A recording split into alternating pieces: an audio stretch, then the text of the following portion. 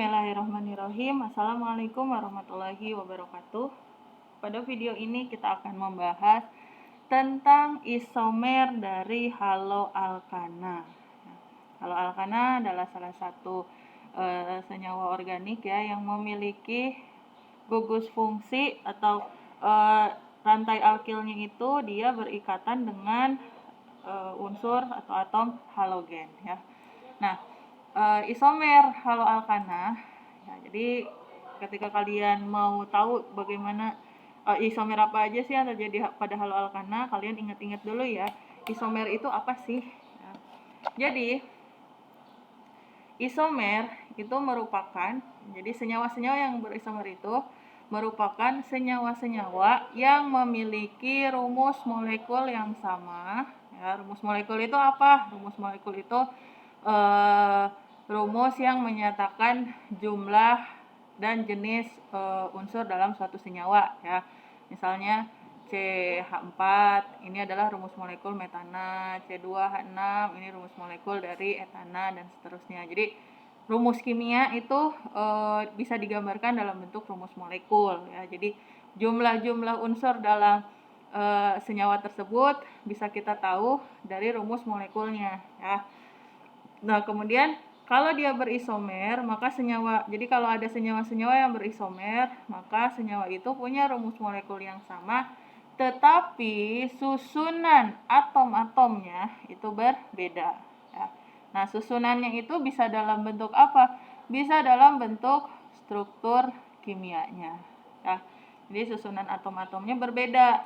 Nah, untuk haloalkana ya, berdasarkan fakta yang ada di lapangan, berdasarkan data empiris, ternyata haloalkana itu tidak hanya memiliki isomer struktur ya.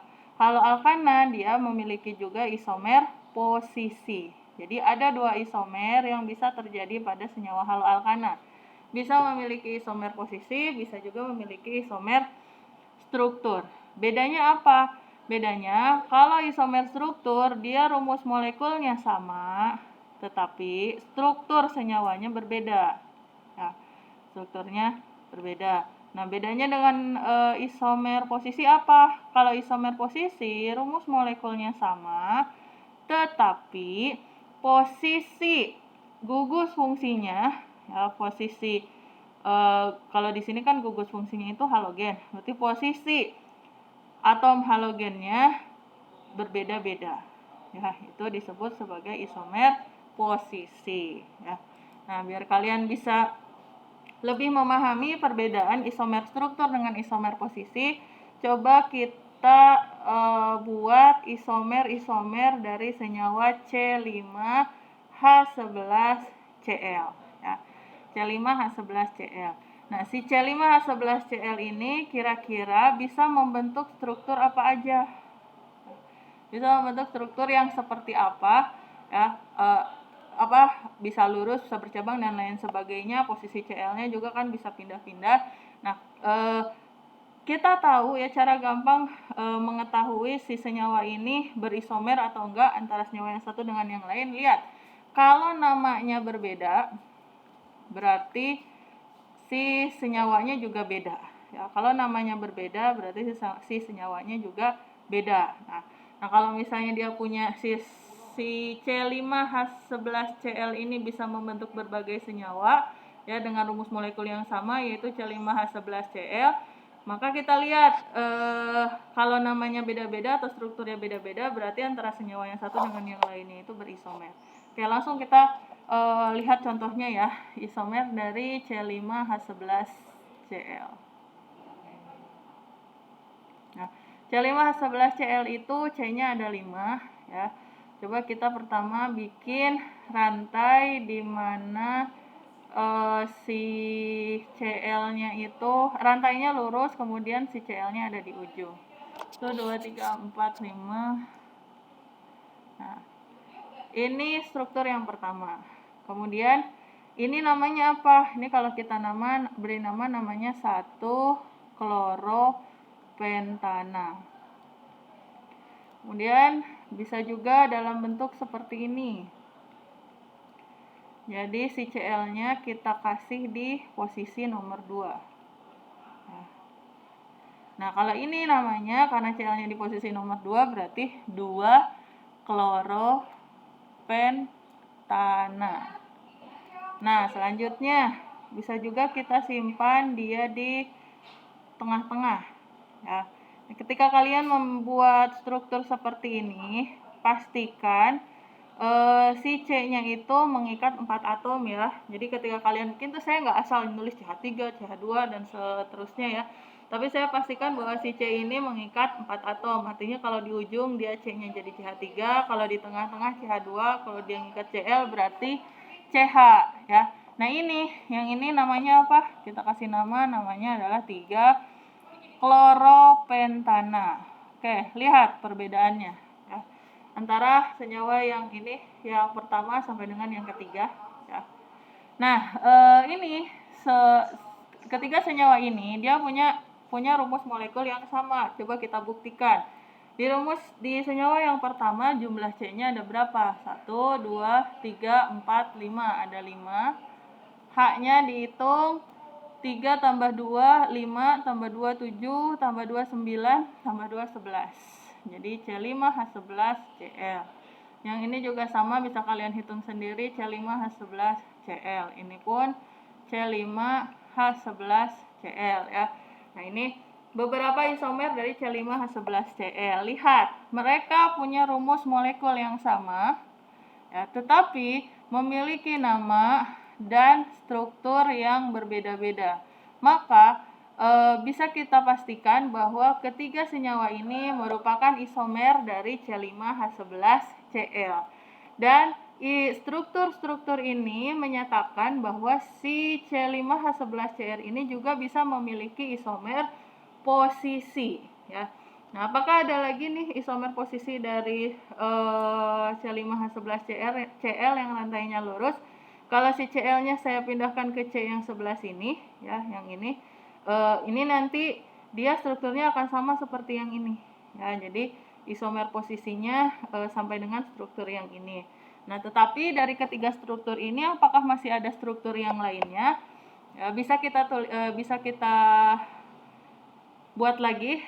Ya, misalnya saya buat strukturnya seperti ini. Jadi ada cabang CH3, CH, di sini CH3, kemudian CH2, CH 1 2 3 4 5, CH2, Cl. Nah, kalau seperti ini ya, ini juga sama ya, C5H11Cl, berarti ini juga isomer dari salah satu isomer dari C5H11Cl. Ya, kemudian bisa juga strukturnya ini namanya, kita kasih nama dulu ya sebelum ini. Nah, struktur lainnya ya selain yang ini masih bisa lagi kah? Saya kira masih ya. Ini 1 kloro 3 metil butana. Kita buat yang lainnya. Misalnya seperti ini. Nah, kalau tadi kan 1 kloro 3 metil butana. Sekarang saya buatnya seperti ini. Nah, kalau ini namanya adalah 2 kloro 3 metil butana ya. Jadi dia adalah senyawa yang berbeda. Berarti ini juga masih isomernya si C5H11Cl. Kemudian saya bisa lagi buat strukturnya menjadi seperti ini.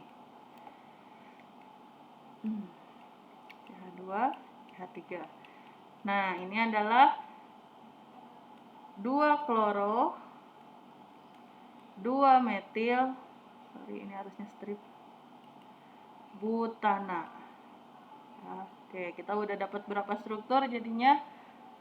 1, 2, 3, 4, 5, 6, sudah 6 struktur. Nah, masih bisa nggak selain yang ini? Coba, nah misalnya seperti ini, CH3, CH3, jadi cabang metilnya saya bikin seperti ini, bikin neo ya, neopentil, CH2Cl. Nah, Kalau ini namanya 1 kloro 2,2 dimetil propana. Oke, sekarang selain yang ini apakah ada lagi? Saya rasa tidak ada ya. Silakan kalian cari aja lagi apakah ada. Kalau misalnya ada bisa kalian nanti sampaikan di kolom komentar. Tapi saya rasa dari struktur-struktur ini saya sudah membuat berbagai kemungkinan struktur yang bisa dibuat oleh C5H11Cl, dan di sini ditemukan ya bahwa si C5H11Cl ini bisa membentuk sebanyak di sini 2, kemudian 3, 4, kecoret. Kemudian 5 yang ini, 6,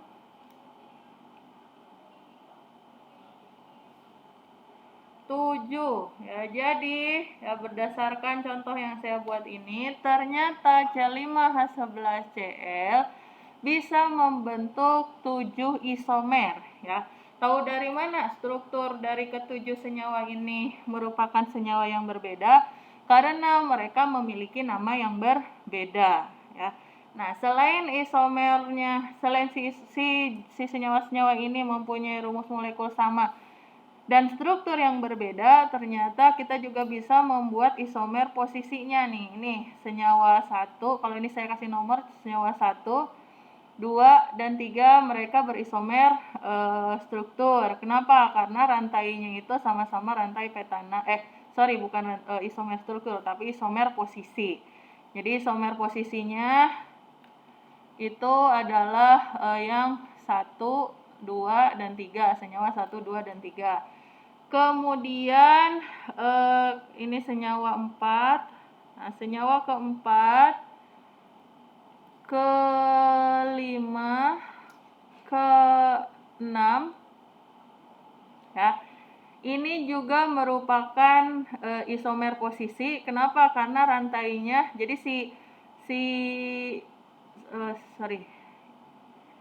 yang ini ya, yang 4 dan 5 dia si kloronya atau si gugus halogennya sama-sama terikat pada rantai 3 metil butana. Ya, jadi yang isomer posisi itu selain 1, 2, dan 3 juga 4 dan 5 ya. Nah, kemudian kalau yang lainnya struktur yang ke-6, ke-7 ya.